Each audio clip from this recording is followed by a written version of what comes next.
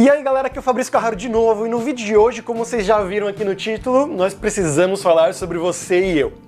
Mas o que significa esse título tão misterioso que eu coloquei aqui em cima? Mas antes disso, o nosso jabazinho aqui, que é a Alura Língua, né? Que como vocês já sabem, é o braço da Alura Cursos Online de Tecnologia para quem quer aprender inglês.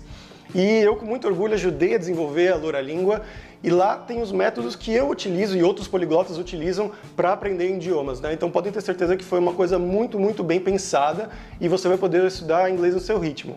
Então é só chegar lá em www.aluralingua.com.br e começar a estudar inglês hoje mesmo. Mas voltando aqui para o vídeo, o que significa esse título de Precisamos Falar Sobre Você e Eu? Nesse vídeo de hoje eu gostaria de abordar um tema que eu considero um dos maiores erros, se não o maior erro, quando você vai aprender uma língua nova, geralmente na sala de aula, seja lá se for inglês, francês, alemão, russo, não importa. Mas geralmente você vai numa sala de aula com aquele livro de classe, sabe? Que o professor fica passando na sala com 20 alunos. Ou então com a tia Cotinha naquela sala de aula que ela vai te mostrar aqueles livros de exercícios que você tem que fazer 300 conjugações por dia. Eu, tu, eles, nós, vós, eles e tudo mais.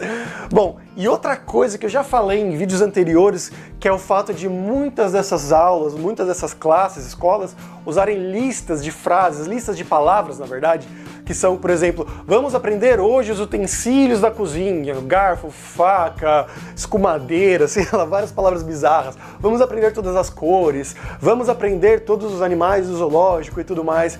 Que eu acho que é uma abordagem muito errada, principalmente no começo, quando você está começando a aprender uma língua nova, inglês, francês, alemão, seja lá o que for. O erro de muitas dessas escolas, na verdade, é que eles não se preocupam com a frequência das palavras mais importantes que você precisa quando você está aprendendo uma língua nova.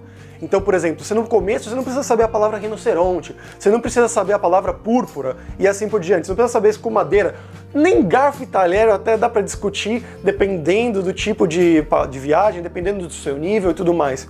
Mas o título do vídeo que eu falei, né, que precisamos falar sobre você e eu, é sobre isso, que algo entre 70% e 90% das nossas conversas no dia a dia, conversas mais comuns, vão utilizar ou o pronome pessoal eu, com a sua conjugação, ou a segunda pessoa, né, que seria tu ou você, com a respectiva conjugação.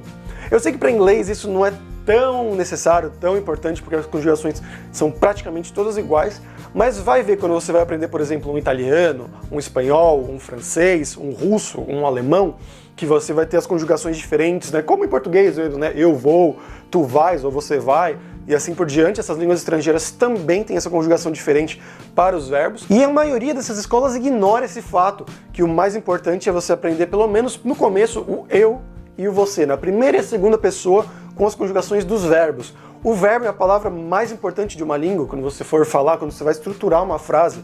É a palavra de ação, né? Então, eu fui, eu fiz, eu comi, eu vi, assim por diante.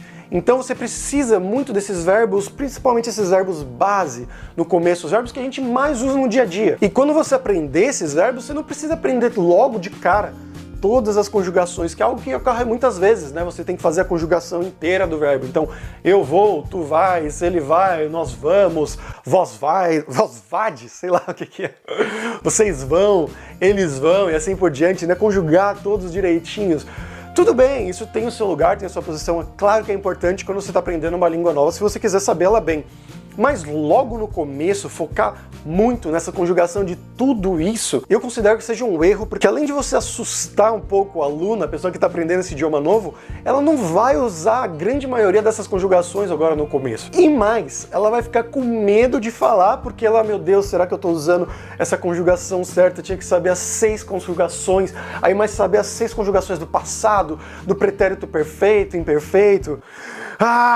Isso pode ser uma pressão um pouco grande demais, assim, logo no começo, né? Além da pessoa, ela já tá com aquele medo, ela já não sabe muito bem a língua, ela ainda tem que pensar, decorar e saber tudo na cabeça dela. Então o que eu tento fazer quando eu tô aprendendo uma língua nova é focar no eu e no você, né? Então claro que eu tô molhado, como que se conjuga, né? As 6 pessoas e tudo mais, né? Eu, tu, ele, nós, vós, eles e tudo mais.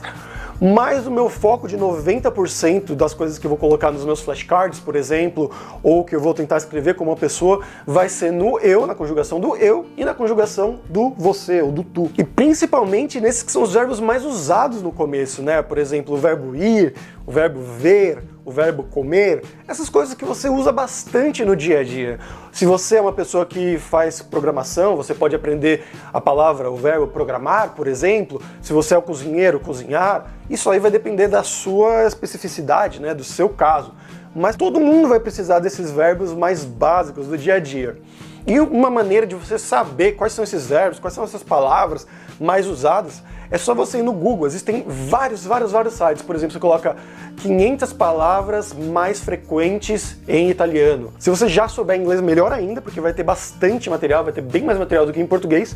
Se não souber, com certeza tem em português, tem livros sobre isso, se você não achar nada online, mas eu tenho certeza que você vai achar coisas dessa online. Então 500 palavras mais frequentes em espanhol, em italiano, em alemão e assim por diante. E aí disso você analisa e pega aquelas que você considera que já estão ali naquela lista de frequência, então com certeza elas são importantes para o começo, mas pega aquelas que você considera que realmente são importantes. Então com certeza você vai precisar do verbo ser, né? Eu sou, você é, o que você é, o verbo fazer, o que você faz, eu faço isso. O verbo trabalhar também, né? Eu trabalho como blá blá blá. Então essa sequência, esses verbos mais importantes e a conjugação para você focar na primeira pessoa, né, no eu, e a segunda pessoa, que é o você.